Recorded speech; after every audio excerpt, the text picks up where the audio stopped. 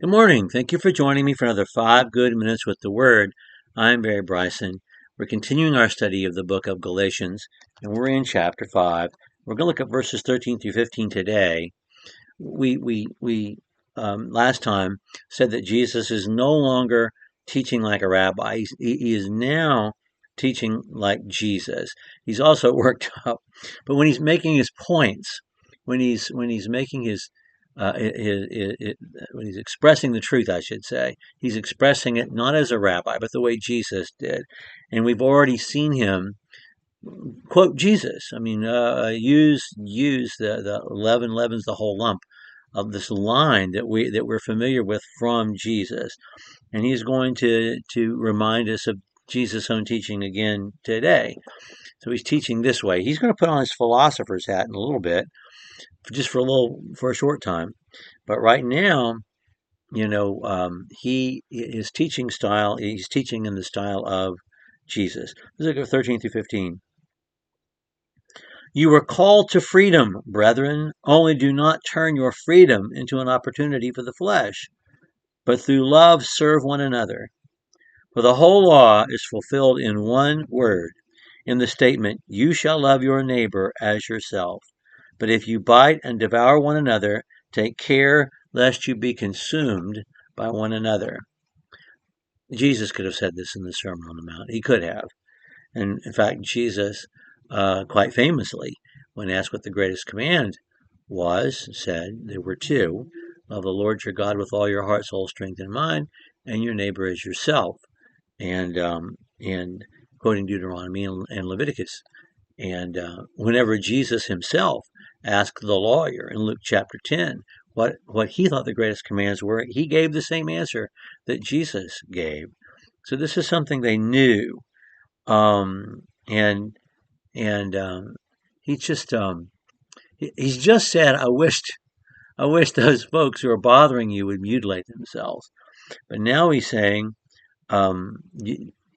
love your neighbor as yourself.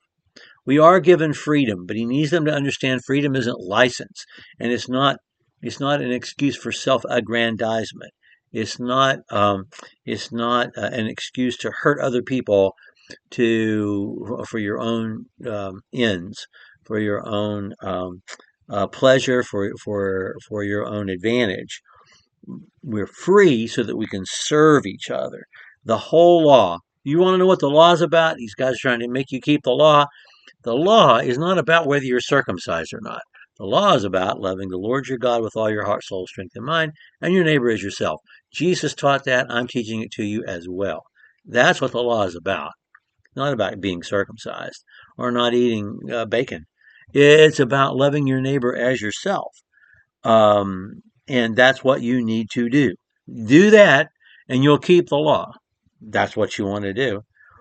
But if you bite and devour one another, take care lest you be consumed by one another. He has already rehearsed the turmoil that this influence had in the congregation at Antioch, which was so strong, where Paul was serving, Barnabas was serving, Peter was there, and yet these guys from Jerusalem came and stirred this up and caught Peter and even Barnabas in their net uh, of discord. And that happened in Antioch. If it happened there, he knows it can happen in Galatia, in the churches of Galatia. And so he's warning them against that. Biting and devouring each other, it's very much like something James says in James, the 4th chapter, almost word for word. You bite and devour one another, and you consume one another. And I wonder if if James knew that line from Paul. We do know this: the Judaizers are James's own associates.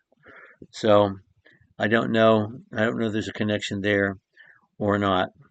Well, he's talked about freedom and being turned into an opportunity for the flesh. When we get together next time, we're going to see him put on his philosopher's cap, and he's going to sound like the Greek teachers, the pedants, the teachers who would maybe travel around, or who would set up a school and people would send their children to be taught rhetoric, to be taught logic, And he's going to be teaching in that style. So he's been a rabbi, he's been Jesus, and now he's going to be a philosopher for a little while, all to assert the same truths, to make sure everything gets through. We'll pick up with verse 16 next time. Thank you for joining me for another 5 good minutes with the Word.